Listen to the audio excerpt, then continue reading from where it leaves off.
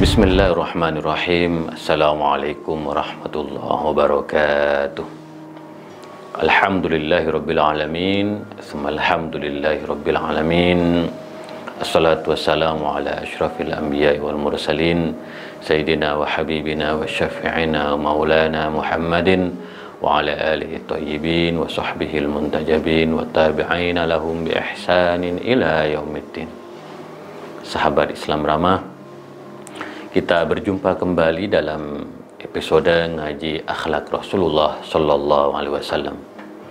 Akhlak yang akan menjadi pedoman hidup kita, akhlak yang akan menjernihkan pikiran, membersihkan hati kita, akhlak yang akan memberi semangat kita dalam mengarungi kehidupan ini. Sungguh kita beruntung termasuk umat Rasulullah Sallallahu Alaihi Wasallam yang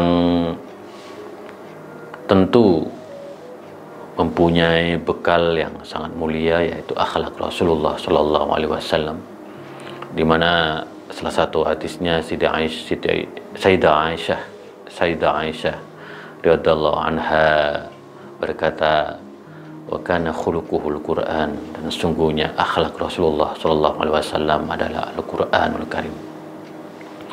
Jadi mari kita terus membaca Al-Quran, membaca sunnah Nabi untuk menyelami akhlak Rasulullah Sallallahu Alaihi Wasallam. Sahabat Islam ramah, pada episode kali ini kita akan mengangkat akhlak Rasulullah tentang kaya hati bukan kaya harta.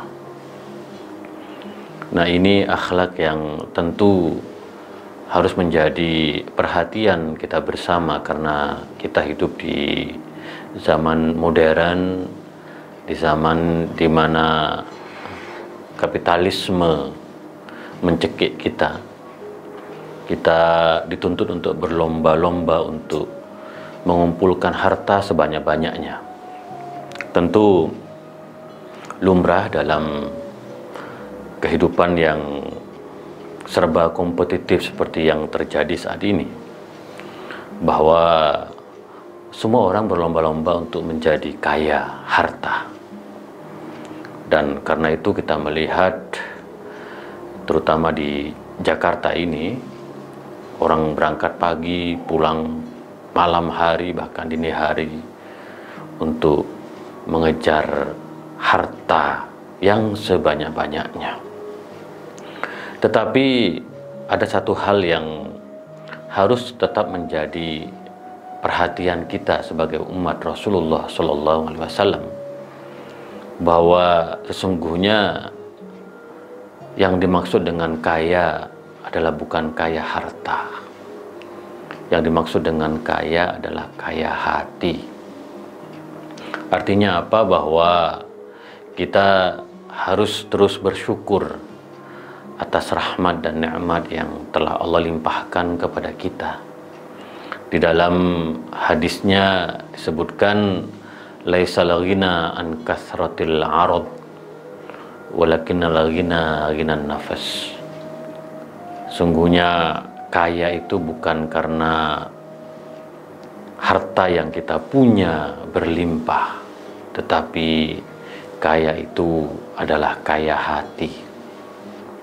Kita merasa terus bersyukur terhadap apa yang Allah limpahkan kepada kita semua. Sebab kalau kita terjerambab dalam perlombaan kapitalisme, di mana setiap orang berlomba-lomba untuk mengumpulkan harta, memiliki harta yang berlimpah, tetapi kemudian kita melupakan syukur kita, melupakan satu prinsip yang Allah ajarkan kepada kita semua, bahwa di dalam Islam, di dalam ajaran Rasulullah, yang dimaksud dengan kaya adalah kaya hati. Maka dalam prinsip bagaimana melihat harta ini, maka kita diajarkan untuk terus bersyukur, dan syukur itu adalah barometer di mana kita sungguhnya kaya hati, kaya dalam arti yang sebenarnya, bahwa apapun yang Allah berikan kepada kita dari harta sungguhnya adalah titipan, besar dan kecilnya. Tentu manusiawi kita ingin punya harta yang berlimpah, tetapi kepuasan, kenyamanan, merasakan betul-betul hati kita kaya, itu yang sungguhnya jauh lebih berarti. Maka kalau kita melihat orang-orang yang hidup di pinggiran berkecukupan, mereka yang tinggal di kampung-kampung, mereka sungguhnya yang merasakan hidupnya dengan penuh kenikmatan. Mereka sungguhnya adalah orang-orang kaya, orang-orang yang merasa puas, bersyukur dengan apa yang Allah berikan kepada dirinya. Karena bagaimanapun harta atau uang atau fulus adalah fitnah yang kalau kita tidak hati-hati, maka kita akan bisa terjerumus dalam fitnah harta, dalam fitnah uang itu. Maka Rasulullah mengingatkan kepada kita semua, wahai umatku, hendaklah kalian menjadi kaya hati. Hendaklah kalian bersyukur atas apa yang Allah limpahkan kepada kalian. Di dalam Al-Quran disebutkan, la in syakartum la azidannakum wa la in kafartum inna adabi lasyadid. Jadi la in syakartum, kalau kalian bersyukur maka nikmatku akan aku terus tambah. Sebaliknya kalau kalian kufur, harta melimpah, tapi kemudian melupakan Allah, naudzubillah min dzalik, melupakan bahwa harta yang diberikan oleh Allah adalah titipan yang harus dibagikan, didermakan kepada orang lain, maka inna adabi lasyadid, sungguhnya adabku sangat pedih. Maka sungguhnya kita dalam hidup ini, kalau kita merujuk kepada akhlak Rasulullah SAW, mari kita berlomba-lomba untuk menjadi kaya hati. Hati kita betul-betul menerima apa yang Allah berikan kepada kita. Karena belum tentu mereka yang mempunyai harta yang berlebih, justru mereka lebih bahagia dari kita. Kita melihat banyak orang bunuh diri dengan harta yang berlimpah-limpah. Kenapa? Karena hatinya tidak kaya, hatinya miskin, tidak menemukan kebahagiaan, tidak menemukan ketenangan, tidak menemukan kenyamanan. Maka dari itu, kita sebagai umat Rasulullah SAW, mari kita terus mengasah agar hati kita selalu merasa kaya dengan apa yang Allah telah berikan kepada kita. Maka dalam urusan harta, kita diperintahkan untuk melihat kepada orang yang lebih miskin dari kita, sehingga apa harta yang kita miliki digunakan untuk membantu dan menyantuni orang-orang miskin. Di dalam Al-Quran disebutkan, wailul likulli humazatil lumazah alladzi jama'a malahu wa 'addadah yahsabu anna malahu akhladah kalla la yumbadanna fil hutama. Memang ini adalah tabiat dari manusia. Ada yang menganggap bahwa hartanya akan abadi, akan dibawa ke alam kubur. Tidak. Kita tidak membawa harta kita ke alam kubur. Yang kita bawa ke alam kubur untuk menghadap kepada Tuhan adalah amal-amal kebajikan kita. Maka di dalam ayat yang lain disebutkan, alhaakumut takatsur hatta zurtumul maqabir. Maka kita harus hati-hati, jangan berlebih-lebihan.